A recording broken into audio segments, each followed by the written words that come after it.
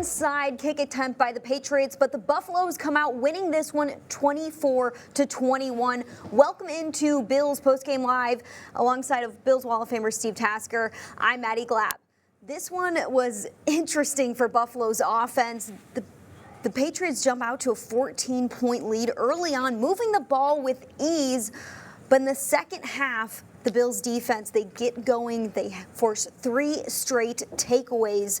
What adjustments worked for Buffalo's defense in the second half, Steve? Well, it certainly made the throws more difficult for Drake May, and they shut the running game down a little bit better than they did in the first half. That was the real question. And this game really showed the blueprint of what teams really need to do to beat Buffalo. They got to keep Josh Allen sitting on the sidelines.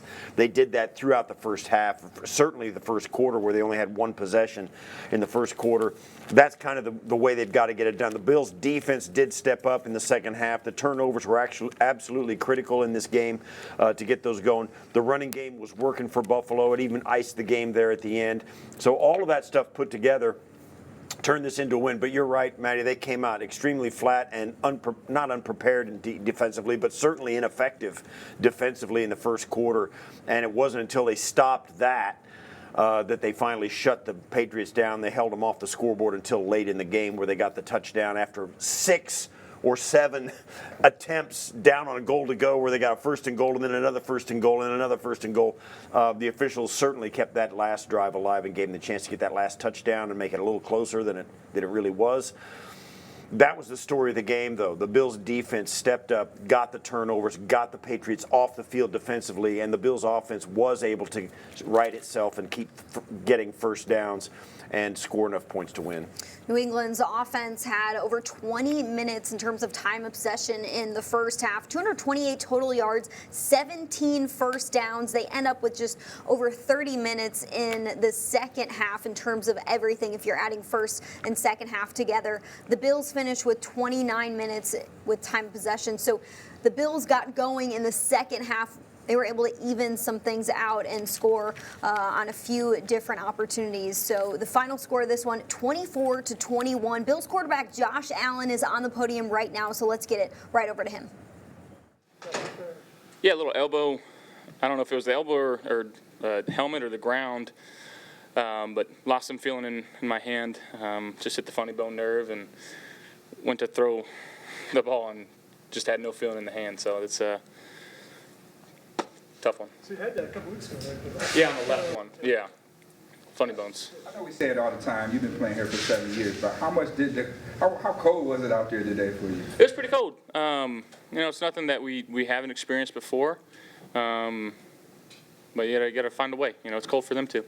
Josh, did that feeling return to your hand, or how did you feel comfortable going back out there? Yeah, I mean, it took a good 5 to 10 minutes of just making sure, trying to get some blood flow back in there and some activation. When it's cold like that too, the more you leave it out, the whole hand gets. So it was a weird feeling. Just glad it's gone now. James Cook, 100 yards. How much did that 46-yarder sort of spark the entire sideline? No, it was huge. It was huge. He's been so good for us this year, and he's been running the ball extremely hard. That was huge for us. What did New England do today to make things kind of difficult for you out there? Yeah, they played a lot of man. They came up. They got their hands on. They were, undercutting some of our crossing routes, and that's something we'll look at and try to get some counters to. But I mean, that's a better team than their record shows. And these division games are tough. It's someone that we're used to, and they've seen us quite a bit over the last few years, and they came out ready to play today. Josh, was there any doubt that you would go back in the game during that time when Mitch was warming up, when you were shaking your hand out a good bit on the sideline? Just take us through that time. Yeah, just depending on when we got the ball back. Fortunately, it was a longer drive where I was able to get some feeling and sensation back in the hand. But if we got a sudden change, I probably wouldn't have been out there. Can we assume that the blooper ball, that was right after you got hurt, right? Was that, or did the ball just slip out of your hand on that? No, it was the play after. Yeah, it was. Yeah, the play after. We can assume that that's what the problem was there? Yes. Yeah, it was more so I had no feeling in the hand. Okay. Yeah. Right. It's hard to throw without feeling in your hand. Why'd you try? Could have called a timeout, but hindsight. Josh, you guys have just, scored more than 30 points in every game since October 14th. When the offense isn't clicking, is it almost a surprise and maybe takes a little bit longer to kind of get back into that rhythm? We got to find a way. Got to come out in the first half ready to play, and I don't think that's something that we did great today. Missed some opportunities. Wish I had a few back. That's every game, but glad that our defense and our special teams could step up. They scored on defense, obviously, and we won the turnover battle again, and that's complimentary football, and our defense had our back today. Let's talk about Cam Lowe's big play. How much juice did that give you guys, re-energize?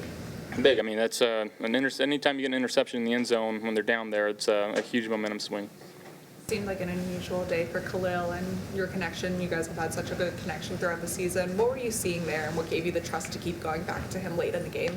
Yeah, he's as consistent as always. I'm never going to drop my head or have any doubts when I'm throwing him the ball. That goes for all the guys. So, again, it's something that we'll keep working, and I got nothing but trust in all those guys. Josh, it's late in the year, but when it comes to the chemistry with certain guys, Keon in particular and Amari, are you still working out some things with those guys? Yeah, always working. Feel like we can definitely be better there. In the pass game as a general, as a total today, wasn't our best effort. So something we'll learn from.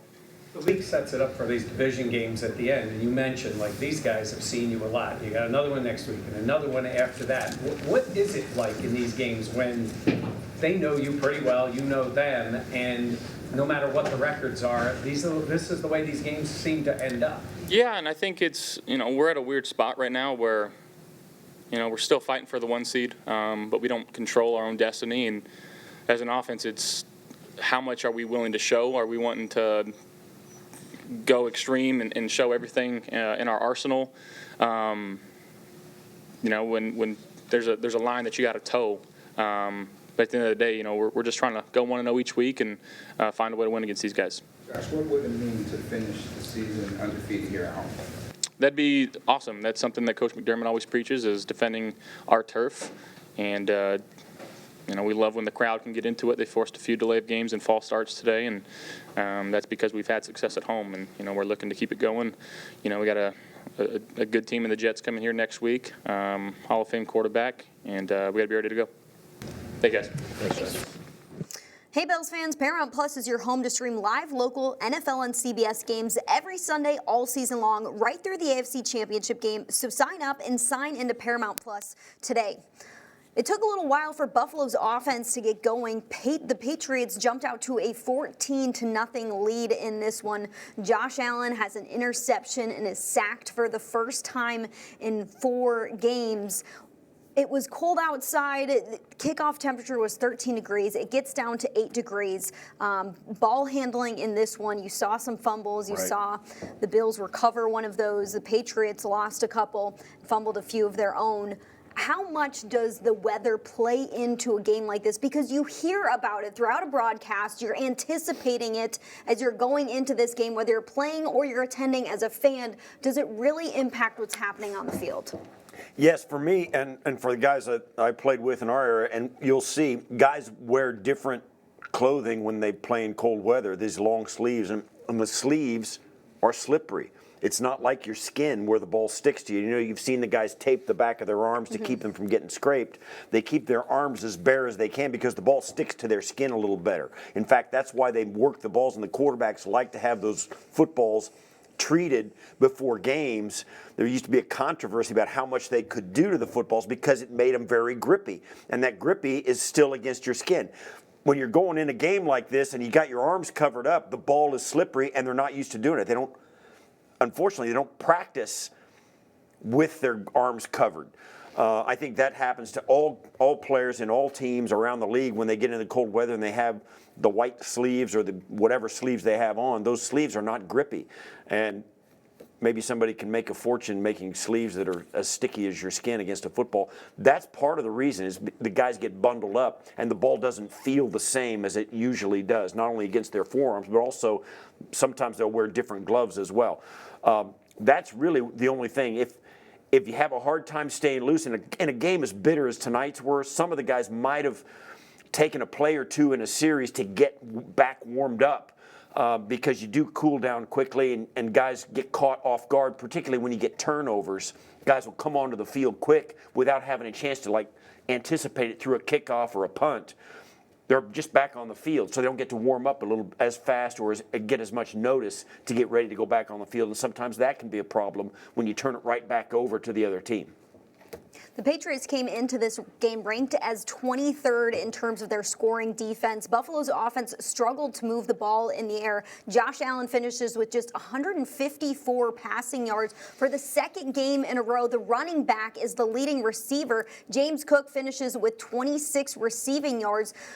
Patriots on defense, they did a great job playing man defense. If you looked at the field a lot when Buffalo was on offense, it was tough to find open receivers. Josh Allen struggled with that throughout the entire game.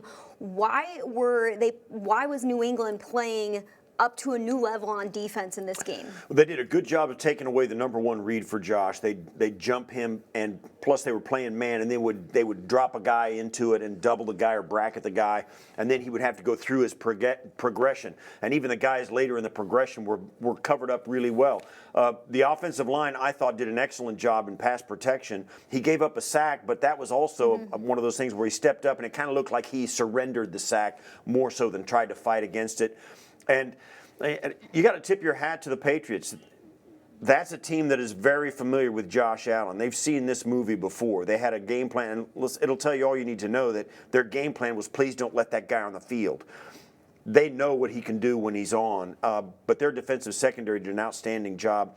They only rushed 4 guys a lot. They did not try and pressure Josh at all, so they had plenty of guys back there to jump the first couple of options in Josh's concepts of the route. And it made it hard. It made it really hard. You saw it early on where he was trying to fit the ball into Kincaid, couldn't get it. They would jump Shakir. They knew Shakir was not going to beat him deep, so then the Bills answered trying to get Shakir over the top, and Josh had a hard time getting them the football.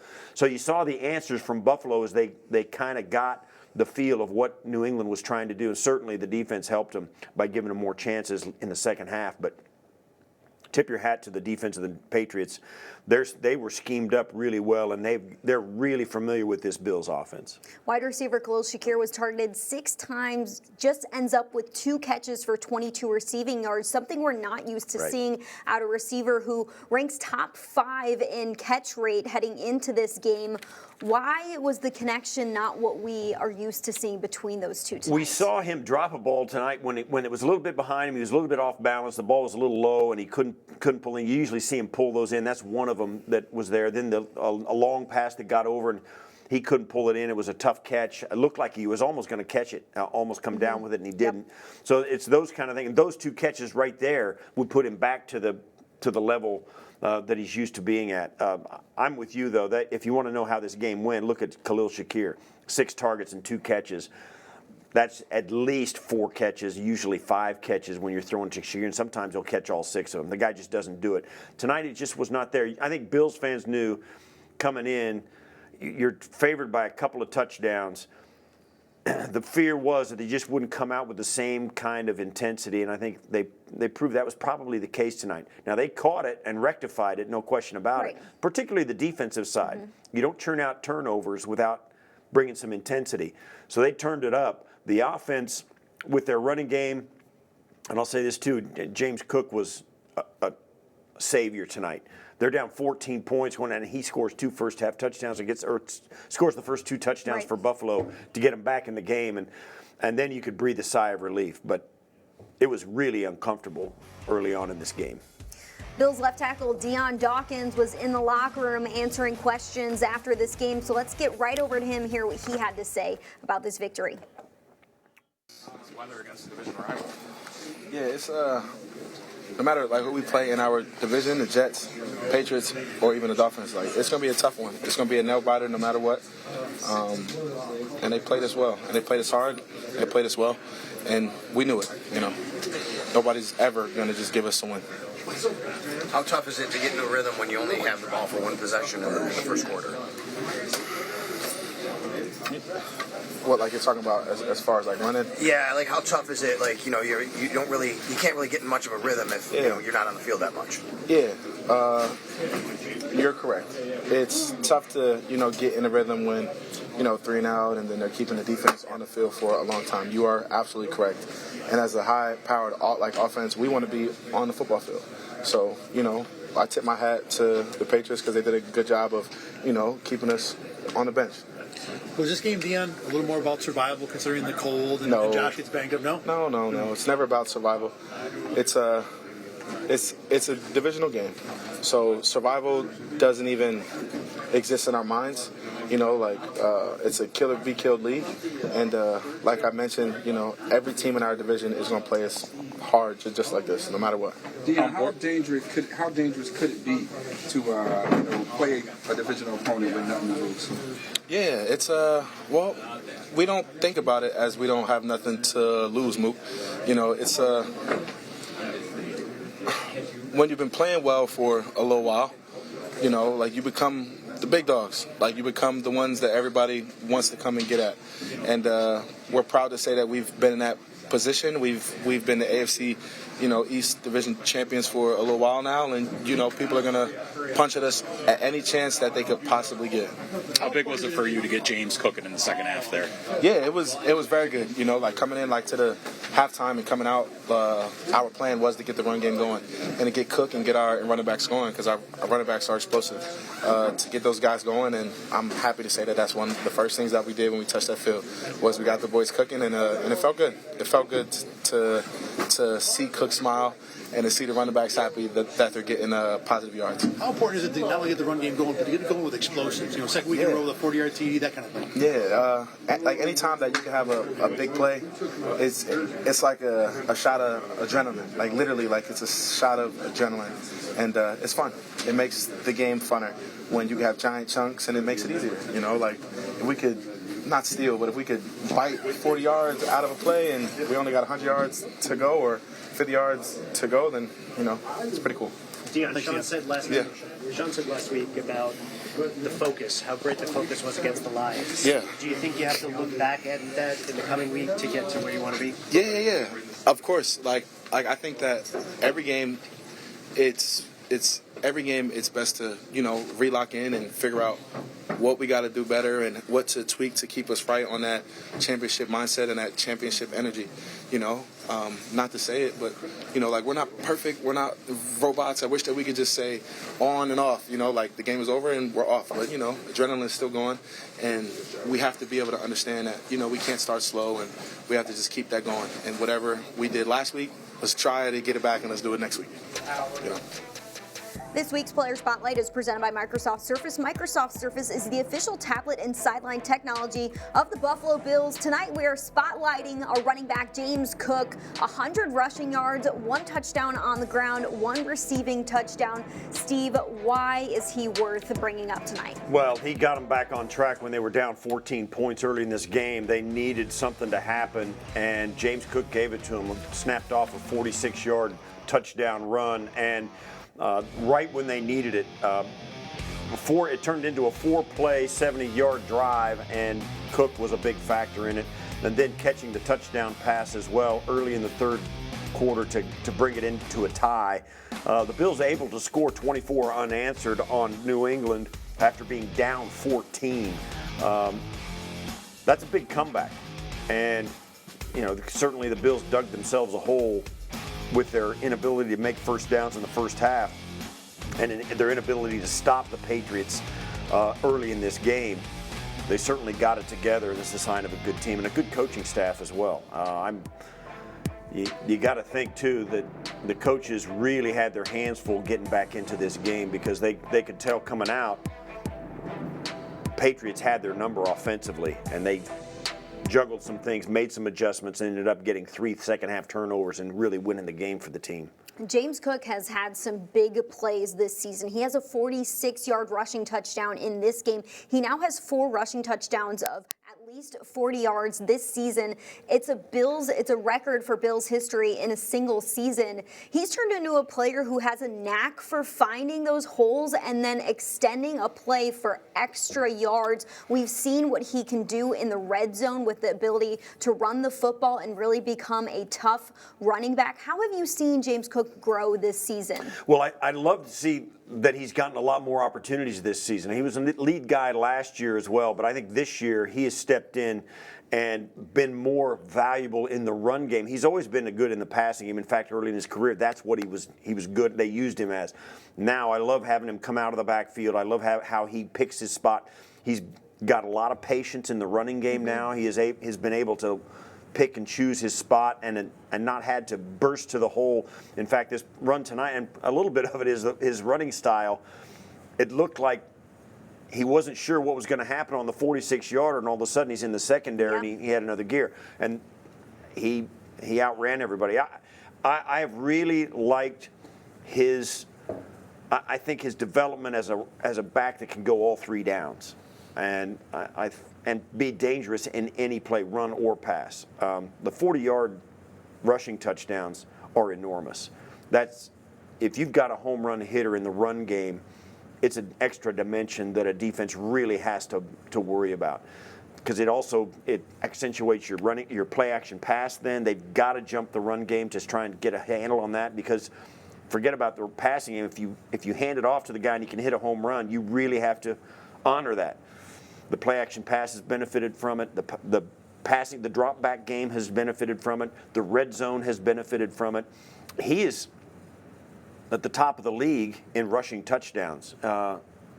He was tied coming into this weekend. He was tied with Derrick Henry for the most rushing touchdowns in the league.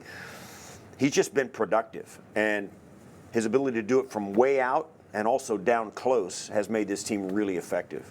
He has 16 touchdowns from scrimmage this season. That's the second most in a season in Bills history, next to O.J. Simpson, who had 23 in 1975. When you have a running back like James Cook, who really helps balance this offense out as a whole, we've been talking about it since the beginning of the season. What makes this offense so hard to stop is their ability to be two-dimensional in the air and on the ground. It's been Josh Allen and the receivers, and then it's been the three running backs sharing the load on the ground. Why has it been true? Why is it so important for this offense to have a run game that can win games when Josh Allen and the receivers are struggling to make plays? Yeah, it's not only just James Cook. The thing is, it's James Cook and Josh Allen. Josh is on the field all the time. He can call his own number, and he's a dangerous runner. James Cook is a dangerous runner. Ray Davis is a dangerous runner. Ty Johnson, dangerous runner and a dangerous receiver. James Cook, they can beat you multiple ways with the run, and they can beat you multiple ways with the pass. That's why they're such a handful. That's why they're scoring 30 points a game, and tonight 24 with a final first down to end the game. They can beat you multiple ways being single-dimensional. If you take the run away, they can beat you multiple ways in the passing game with all the weapons, with Amari Cooper, with Keon Coleman, with Khalil Shakir, with James Cook, with Ty Johnson, all these guys, Kincaid, Knox. They've got a ton of guys that have proven they're effective in the passing game, and they can beat you with all of those guys. In the running game, same thing. Josh Allen, Ty Johnson, James Cook, all of these guys can run the football wide. They can run it inside, they can run it outside. They're weapons in the passing game as well. So that's why the Buffalo Bills are staring at the 2 seed. Yeah. They can beat you multiple ways with the run. They can beat you multiple ways with multiple people in the run and the pass. And it's been a huge asset, and that's why this team is headed to the playoffs and the division champs. A lot of that is also because of the stellar job that the offensive line has done throughout the entire season. They went into this game just allowing 13 total sacks on the year. They allow one more tonight. I would guess that is the lowest or the second lowest in the league, because they went into the game allowing the lowest number of sacks. Terrel Bernard was in the locker room after this one, so let's get right over to our linebacker. Karen, what, just Oh yeah. I really didn't even see the ball thrown. I was in coverage running out. Kind of saw Greg do something and saw the ball on the ground, and then Terry covered it. So, I didn't really even get to see it. So it was good though. Obviously. How important was it to start filling the lanes? It seemed like you guys had a tough time filling the lanes early on. What were some of the things that Coach McDermott went out and told you guys more or less about having more eye discipline? Yeah, I think the main thing was just everybody doing their job and staying in their gaps, and us playing downhill at the second level, getting double teams off and letting those guys up front eat. I think Bobby did a great job coming in and making some adjustments at halftime. Really dialing in on the details of what we're doing to get the job done. And we came out and started fast in the third quarter, got the ball back to Josh, and I feel like we did a good job down the stretch there. So it's good to get a win. That's a really good team, tough, physical, good quarterback. So it's a good win for us. Everybody from the outside looks and says, well, look at everybody's records and the way it is, especially late in the year. These guys got 3 wins.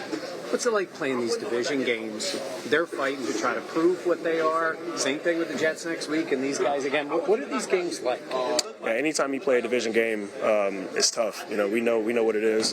That's a good team. I said it earlier, but they've been in a bunch of games, pretty much every game all season that they've played. They got a good quarterback, good offensive line, good running backs, and 2 tight ends that are really effective in the passing game as well. So we knew it was going to be a tough game. Didn't start off the way we wanted to, but I feel like I said earlier, we made some adjustments and did what we have to do to get a win. What was the frustration level after those first 2 drives? Good touchdowns early. Yeah, super frustrated. Anytime you start slow like that, it's a reality check a little bit. You kind of got to go back and refocus on what we're doing, get back to the details of what we're doing, and trusting the guys around you. And I think that was the message more than anything.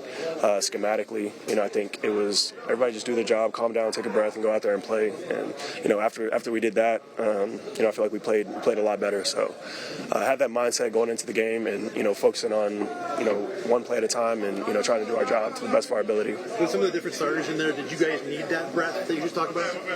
I wouldn't say that. We've played together for a while now. I think it just comes back to, like I said, just relaxing, taking a breath, and going out there and doing our job. Not trying to make it more than what it is. Just go out there and do what we got to do. So. Thanks, Phil. Thanks. Hey Bills fans, Paramount Plus is your home to stream live local NFL on CBS games every Sunday all season long, right through the AFC Championship game. So sign up and sign into Paramount Plus today. Buffalo's defense struggled at the beginning of this game. They are facing a rookie quarterback in Drake May. Coming into this game since 2017, the Bills are 8-3 against rookie quarterbacks, allowing just 13.3 points per game, a completion percentage of 58.5%. And they also were getting takeaways at an average of 2 takeaways per game when they face a rookie quarterback. In this one, early on, Drake May was doing a great job of getting outside of the pocket, evading any pressure, getting the ball out of his hands quickly, and there were lanes for him to find. There were lanes for their offensive players to find. Why in the first half was it easy for the Patriots to move the ball? The ball came out on time. He hit it. He was right on target. He's got some really good tight ends and guys who were getting open, making plays. They did get him. They did overcome 4 third downs on their first drive, and on their, I think it was first, maybe their second drive. Their third down conversion was amazing in the first part of this game. They ended up being 7 for 12 on the day. It got worse for them as the game went on. They were 4 for 4 coming into and early in this game. So that was one of the reasons why they just found a way to stay on the field. Drake May did a nice job picking his spots when he ran the football. But I thought the ball came out on time. He had options in the passing game.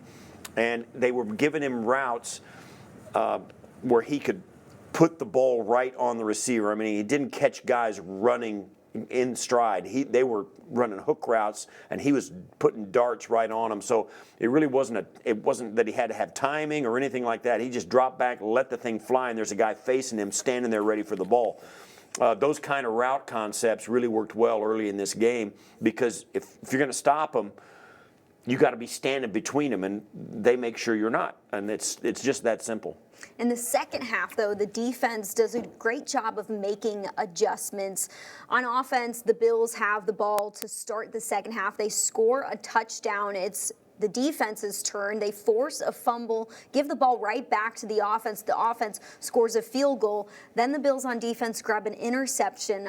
The next time they're on the field, they force a fumble and they return it for a touchdown. What can you say about just the flip of the switch that happened in the second half from allowing 14 points, 228 total yards of offense, 17 first downs in the first half to 3 straight takeaways in the second half? Well, it's just, I think you could tell they turned it up defensively. The intensity was higher. Their intent on the tackles was higher. They brought more pressure. I thought Bobby Babich did a nice job. They came with pressure early in this game, and it wasn't as effective. Later in the game, it was, and they stayed with it. They knew they had something going there, and whether they altered the way they pressured or whether they just did more of the same, hard to say, but they turned it up a notch. And Bob Babich knew he had a good thing going early in the game, and he kept up with it. The pressure was the philosophy. It worked out in the end. They totally shut the Patriots down. And let's put it this way. I mean, they were doing some things different with their personnel this game than because of the injuries. Balin Spector and Dorian Williams were in and out of the lineup. You even saw Joe Andreessen in the game later in the game. Obviously, we all know 60% of their defensive backfield was out of this game. Their starting backfield was out of this game. It was going to be an uphill battle, and certainly you would expect if there was a version of the Buffalo Bills where the Patriots and Drake May were going to have some success, this would be the kind of game it would be in when you got a lot of your secondary sitting on the sidelines. And certainly early in the game, it looked exactly like that. They were down 4 starters on defense, 3 of those starters in the secondary. When you talk about the adjustments that were made at halftime, you said that they were sending pressure in the first half, and they didn't stray away from that in the second half. They kept sending pressure, but it started to hit home in the second half. Why is that important as a defensive coordinator to continue on with something, even if it's not working in the first part of the game? When they send pressure and they beat it, you kind of want to get away from it because you think they've got a plan for it. It's not that they felt like they were getting beat because they were pressuring. When it didn't go well, it was because either Drake May avoided the sack, threw it away, or somebody made an outstanding play, or we got a penalty in the back end. You knew, and it's a good job of coaching, you got to find not only is it not working, why is it not working? And they figured, no, it's not working because it's not the right thing to do. It's not working because they made a play, we got a bad call, we had a guy fall down, we had a penalty, whatever.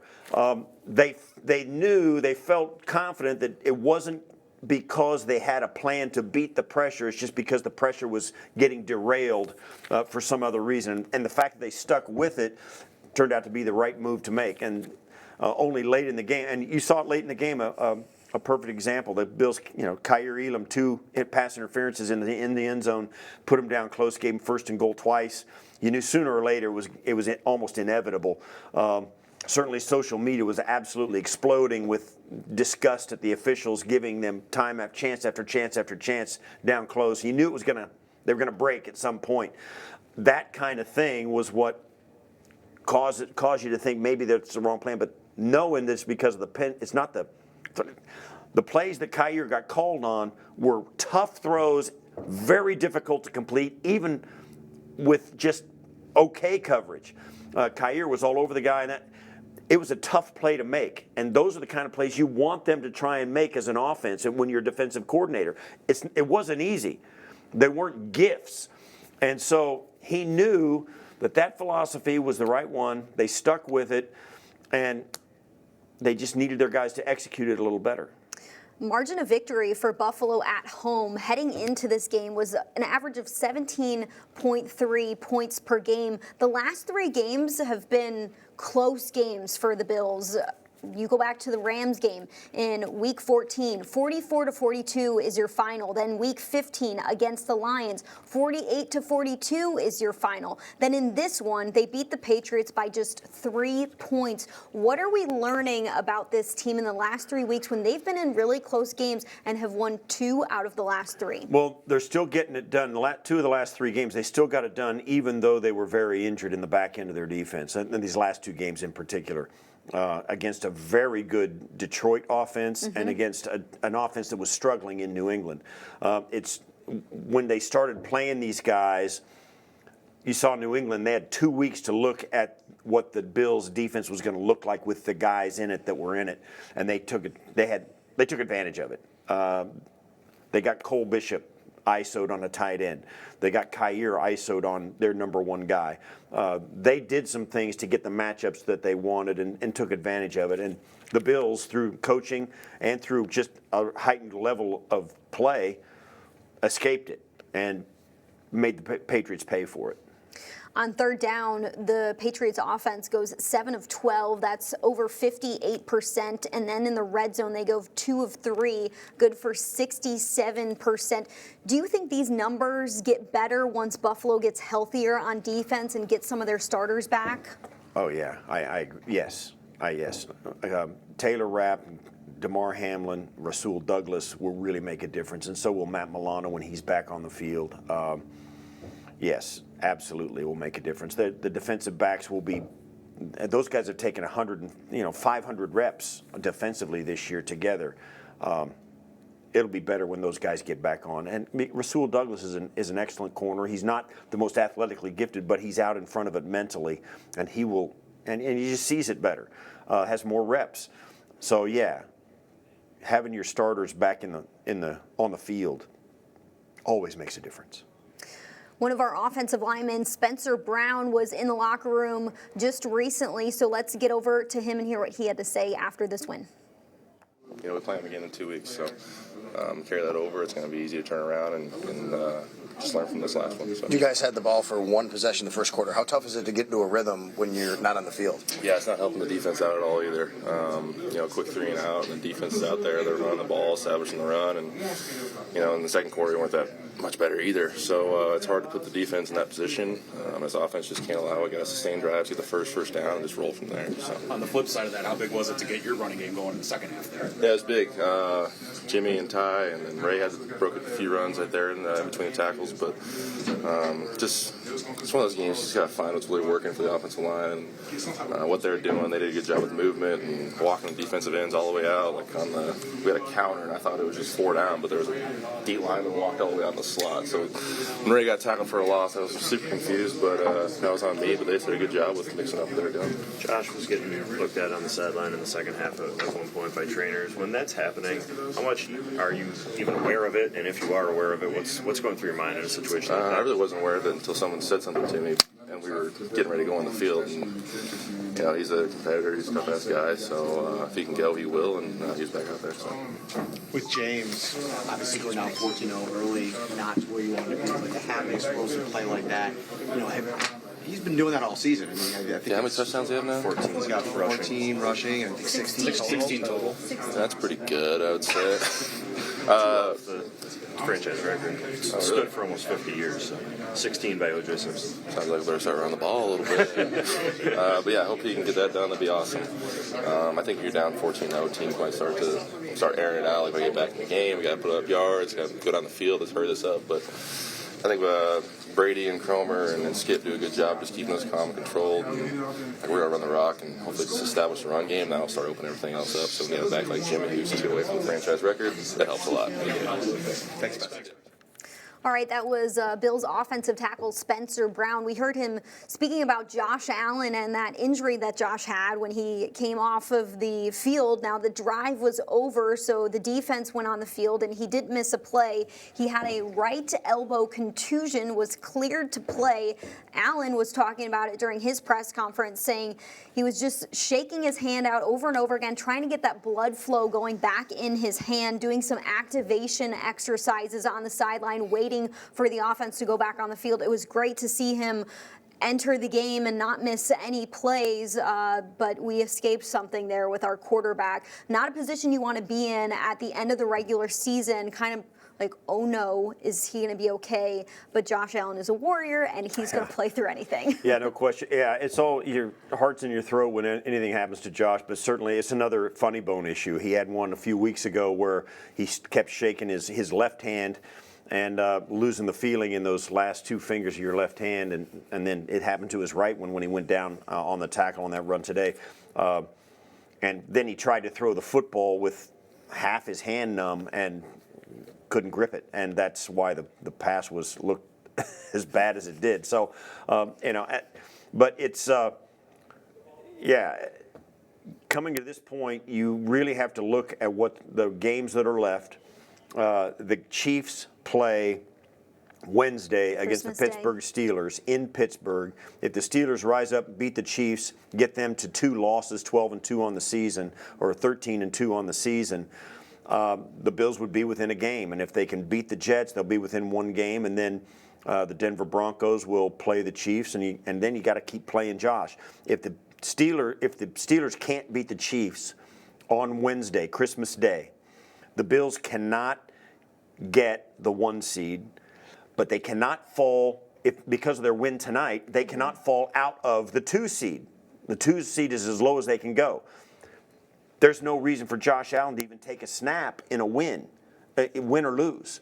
So that becomes a question. If you want to give him a week off, if you want to get the bye week early, there's your chance. Now, I'm not saying about next week against the New York Jets, but perhaps in Week 18 for sure. That's an enormous consideration as to how you finish this game with your roster. And you're right. You got Josh running out there, and he gets his arm hit, and it looks bad. And then you think for a minute what it's going to be like if he goes down. Your chance at the brass ring go away. So that's going to become an issue. Josh is going to play the way he plays. You have to protect him from yourself if that's what you're going to do. And it'll be interesting what the philosophy will be going forward if the Chiefs win on Christmas Day and the Bills can't get the 1 seed and they can't lose the 2 seed, which is the case now. Yeah, it'll be interesting to see what they decide to do in the next 2 weeks, depending on what happens with Kansas City. But the good thing is the Chiefs are playing on Wednesday. The Bills don't play until Sunday, so the Bills will know their future if they're still playing for the 1 seed next week, or if it's not possible for them to play for that 1 seed and they're locked into the number 2 seed. All right, our head coach, Sean McDermott, is answering questions right now on the podium. Let's get right over to him. All right. Good to get a win, hard to win. Don't take those for granted, number one. 2 is I thought we played sloppy in the first half in particular. And then just overall, we got to clean some things up. Second half was a lot better, and controlling the line of scrimmage offensively and defensively with the takeaways. But you can't start a game the way we did with the kickoff return and just getting off to overall a bad start. So I applaud the guys for finding a way, and coaching staff as well. Some good adjustments at halftime. But again, plenty to work on coming out of this game, and we'll look at the tape and make sure we continue to adjust. So time's yours. Sean, some frustration with the play of Balin. I know that he's been dealing with those calf injuries, set another one. Now he's overloading the one and hurting the other one a little bit. What went into the decision to play him tonight, and what did you see from him? Well, Milano was hurt, obviously, and Dorian's been banged up a little bit, dealing with an elbow. So just felt like Balin on early downs would help us there, and then Dorian on third down. So we tried to piece it together. And then also not really knowing, I think Balin tweaked his calf on Thursday, I believe it was. Not really knowing if either of those guys would be available as well. So, and didn't want to overload either one of them. So I'm just trying to patch it together best we could there. And applaud Dorian for going out there and being able to stay out there. So unfortunate again for Balin with his calf, and just had one of those years, it seems like. Sean, you were down Milano and then the three guys in the secondary who were out last week as well. How much of that was maybe playing it safe given where you are in the season and where you are in the standings versus they just weren't ready to go? It's funny because we have those conversations with our training staff, and it's like, hey, we're not holding anybody just because, of this or that, because every week, it's tough. But certainly understanding already being in the playoffs, but you're trying to improve your football team overall. So they just weren't ready overall. Jay answered to your question, but you're trying to get your team with some level of continuity so you can develop this player playing next to this player and then this player playing next to this player over here, and the symmetry, the connectivity of a defense, and so but yeah, I mean, at the end of the day, those guys weren't ready to play, and that was from our medical staff. So. Last week you guys started 14-0 lead, and you talked after the game about being ready to go right at the start, and it seems like you're striking quite a different tone today in terms of giving up 14 and falling behind. How disconcerting, I guess, was the start to this game for you? Overall? Yeah. Yeah, I mean, it was concerning. Like I said, we don't get off, we kick off, win the toss, defer, trying to get field position for our offense, and just wasn't complimentary, really, in any area. And then we didn't win the line of scrimmage enough. And now in the second half, we came out, great drive by our offense, first half of the second half, and you could just tell the difference, right? So when you can win the line of scrimmage, it certainly sets your offense up and makes it hard on the defense and defensive play caller. Sean, we heard from Josh about his injury, kind of losing feeling and then being able to come back in. But what was that time like when you guys were trying to see if he could go back in or not? A player's always going to lobby to go in. So what were the conversations like that for you? Yeah, I mean, I touched base with Josh back there, just put eyes on him, and they were going through the tests and whatnot. And, at that point, that's all you can do. Nate was working with him and the docs to see what was going on exactly there. And, they cleared him to go back and play. Our medical staff does a great job with, if it's not safe for a player, they're not going to put him back out there. So I trust them, and they gave him the green light to go back out there. You guys have been up and down with penalties this season. Today would be a down. I know some of them are subjective and happen in the play, which are more, I guess, acceptable in your mind as opposed to the pre-snap. But to have the total count be 12, 13. Excuse me, 13. Yeah. How, is that troubling to you? Yeah, it is. Six of them were pre-snap. So, not good enough. And I think they had 5 penalties overall. We had 13 overall, 6 of which were pre-snap. So we got to come out with more discipline, and can't beat yourselves. I mean, when you just look at the numbers, kind of blended all together here, but first half and just beating ourselves and not getting into a rhythm on offense. So they had some third down conversions against the defense, which should never happen, and third and long in particular, 7 plus. So rushing coverage have to work better together there. Look, there's some young players out there too. They're going to learn from some of those situations and experiences. So yeah, we move forward and make the adjustments we need to make. What concerns you when you see them getting longer drives? They're not getting big plays on you, but their second touchdown drive, for instance, was 16 plays. Yeah, the one that started backed up, I believe. Yeah. Well,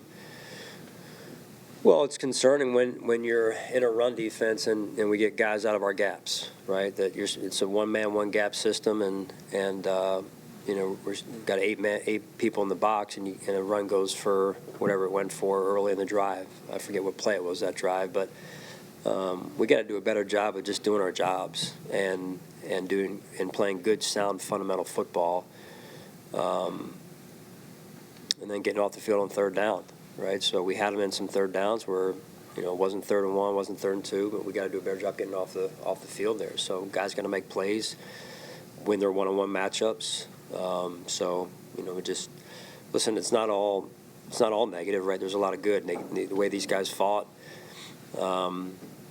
came back in the second half, took the ball away, and set our offense up in some situations, and thought we didn't capitalize enough, quite frankly, as well in some of those situations where we had the turnover. So just all in all, listen, I'm super grateful that we won the game.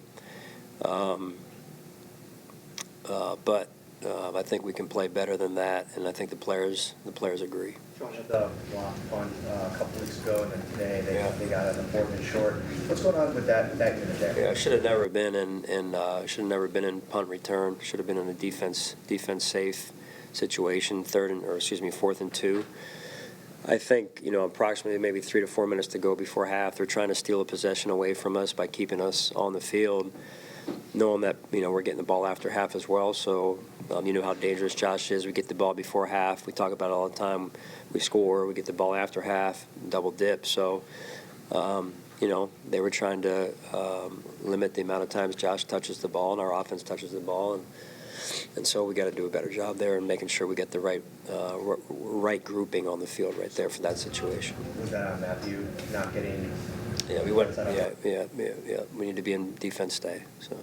Sean, did anything stand out about why the offense wasn't able to get in a rhythm really much of the first half? Well, the line of scrimmage, I would say overall, and then they were getting into third down style defenses on second and long.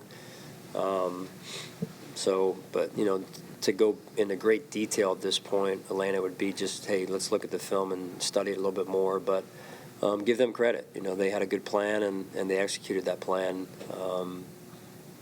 So give them the credit. You mentioned something good. When you guys need to play, Cook goes 40 plus for a touchdown. He's up, I think, 14 this season. I mean, that's a big number. What's his consistency meant for this offense this season? No, it's been huge. When he is angry and hungry, he runs like it, and you can tell. That's really true for all of our backs. You saw Ty come in. Ray had a couple good runs, and they compete with one another. You should see the looks in their eyes when one guy's getting the good runs, the other guy's pissed off, and he looks at me. He wants to get in there and slaps my hand really hard, right? Instead of just giving me a normal high five or whatever. I get it. Those guys are competitive and they compete with one another. It's a good thing, quite honestly. They can slap my hand as hard as they want. Just go out there and run angry. Cam Lewis is a player that's been a rotational guy, special teams, depth piece guy, for a while now. How cool is it as a coach to see that him come up with his first career? Yeah, it's awesome. Here's a young man that you guys know his journey, number one, and then two is he hadn't played a lot of safety for us, even in practice. He's done some, and Joe Dana's done a really good job with that group. And then with the injuries, all of a sudden he's starting at safety as opposed to just hey, Cam, be ready to go as the backup safety. And also the backup nickel, starting dime, and then four-core special teams player. He gets pushed into the starting role at safety the last 2 weeks, and I think he's done a real nice job. All right, thanks, guys. Merry Christmas to everyone, by the way. All right, this game is sponsored by St. Bonaventure University. Visit St. Bonaventure today. It just might be the right place for you right from the start. Go to www.sbu.edu/visit to schedule a campus tour. St. Bonaventure University, the intersection of heart and mind. All right, we just heard from Bills head coach Sean McDermott. Proud about the second half adjustments, not so proud about that first half start by this team. He also alluded to the 13 penalties that happened for this team. 6 pre-snap, McDermott said. He said that's not good enough. We have to do a better job. We have to play more sound, fundamental football. The Bills have 2 regular season games left. The next one against the Jets at home, and then they'll go on the road to face the Patriots to finish up the regular season before the playoffs begin. What do we need to see out of this group in the next 2 weeks with the 1 seed hanging in balance a little bit? Not sure if we're going to be able to still fight for it or not. It'll be number 1 seed or number 2 seed for this team. Yeah, there's really not much more they have to prove, that's for sure. And if the Chiefs win on Wednesday and the game is meaningless as far as seeding goes, you really have to question how much Josh would even play. The offensive line, you have guys inactive. You'd have guys not playing with lesser injuries than they normally would play with or would not play with, if you get my meaning. They'll rest guys. They'll rest them and get them ready. This is a team that's focused on the playoffs now and how their play is lining up for that. This game certainly was important, and it kept them in the race, or at least in the conversation. Right. But now, with the tenuous hold or tenuous chance they have at the 1 seed, we'll see what happens going forward. I think they feel like they can turn it on, and when it turns into the playoffs, we saw last week the focus and the difference and intensity. I mean, they showed up in Detroit like a house on, like they meant it. You know what I mean? And you can bet that when the playoffs happen, that's how they'll show up. Now it's just a question of who's going to be available when they do. And I think the next 2 weeks have a really good chance of just trying to make sure everybody is there and available. Buffalo wins this one against the Patriots 24-21. They snap that streak of 30 points in every single game in the last 8. This was going to be for an NFL record. Unfortunately, it doesn't go for that, but the Bills have won the 9 out of the last 10 games. So this team as a whole has been doing an incredible job on offense and defense, with injuries still happening on the defensive side of the football. We want to thank you for tuning into Bills Postgame Live. For Steve Tasker, I'm Maddy Glab. We will see you all next week.